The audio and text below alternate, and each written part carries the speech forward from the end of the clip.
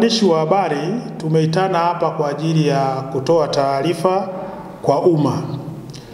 Jeshi la Polisi mkoa wa Njombe linapenda kutoa ufafanuzi wa tukio la kuuawa kwa mfanyabiashara aitwaye Elia Juma Msabaha mwenye umri wa miaka 27 huko katika kijiji cha Misiwa, kata ya Ipelele, wilaya ya Makete na mkoa wa Njombe.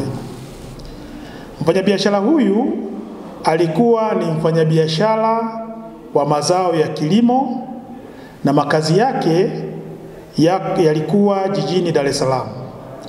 Tarehe 28 mwezi wa 8 2025 aliondoka Dar es Salaam na kuelekea wilaya ya Makete kwa ajili ya kununua mazao, na alipofika huko tarehe 29 mwezi wa 8 2025 aliuawa na mtu ambaye anafahamika kwa jina la Alfani John Mbilinyi kwa kumpiga na kitu butu kwenye paji la uso, kisha kuchimba shimo na kumfukia nyuma ya ghala lake la kuhifadhia mazao. Ndugu wa mfanyabiashara huyu walijaribu kufanya mawasiliano naye bila mafanikio. Walifunga safari mpaka Makete na kujaribu kumtafuta, hawakufanikiwa kumuona. Waliamua kufika katika kituo cha polisi Makete na kutoa taarifa ya kutoonekana kwa ndugu yao huyo. Jalada lilifunguliwa na uchunguzi ukaanza. Jeshi la Polisi mkoa wa Njombe lilifanikiwa kukamata watu wawili ambao ni Alfani John Mbilinyi na Amasha Juma Mbwilo, dereva bodaboda. Baada ya mahojiano ya kina, Amasha Juma Mbwilo, dereva bodaboda, alieleza kuna siku alimbeba kwa pikipiki Alfani John Mbilinyi kumpeleka hadi Uyole mkoani Mbeya, ambako walikwenda kutupa simu ya Elia Juma Msabaha ambaye ni marehemu ili asikamatwe nayo na kupoteza ushahidi. Baada ya jeshi la polisi kupata ushahidi huo wa awali, askari walimkamata Alfani John Mbilinyi, na baada ya mahojiano walieleza ni kweli Elia Juma Msabaha alifika kwake kwa nia ya kununua mazao.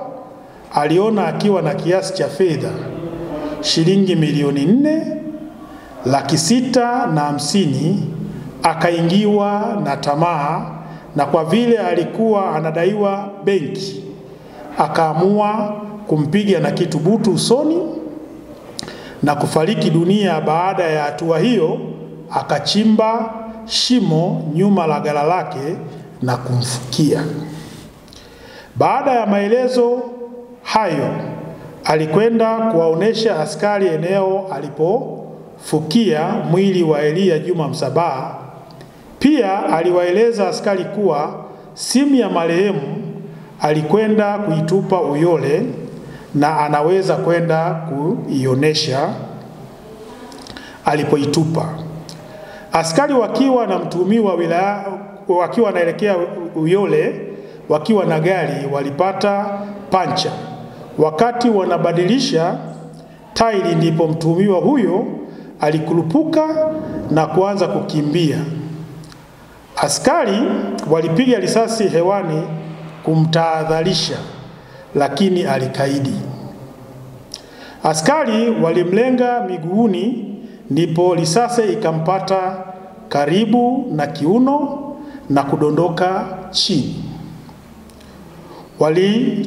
Walimchukua na kumkimbiza hospitalini na ikabainika kuwa amefariki dunia kutokana na kuvuja kwa damu nyingi. Jeshi la Polisi mkoa wa Njombe, kwa baadhi ya wananchi wanaoongozwa na tamaa, kujipatia fedha au mali kinyume na sheria za nchi, kuacha kwa sababu madhara yake ni makubwa kwao na kwa wengine.